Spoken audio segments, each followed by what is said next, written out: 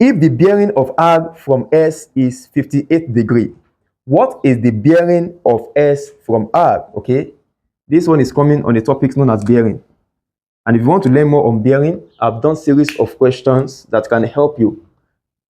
Just check the link in the description of this class. You're going to find as many questions as you can practice on bearing, okay?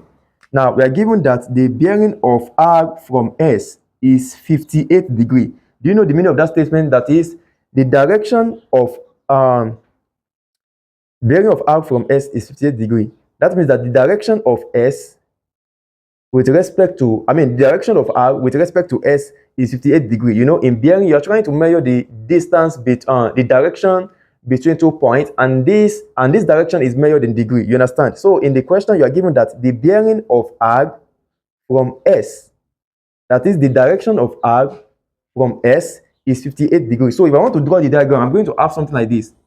Let's draw the cardinal point first. S is here. The direction of arc from S. So arc is going to be here. The angle is what? 58 degree. 58 degree. Do you understand it now? So now you are asked to find the bearing of S from arc. Do you know the meaning? That is, in which direction is S from arc? So if you want to get that one, you are going to, and because bearing is measured in degree from the North Pole, you understand? We are measuring bearing from the North Pole. So it will be the angle that comes from this point to the line that goes from arc to S. Are you getting it? The direction of S from arc will be the angle that comes from the North Pole to the line that goes from arc to S. You understand? So we are stopping here. For this angle that you see here, okay, this place is 90. This is also 90. Now I need the smallest angle to get the bearing of S from arc. And if you know, there is a properties in plane geometry, alternate angle are equal. You understand? So this 58 degree is alternate to this angle. So this will also be what? 58 degree.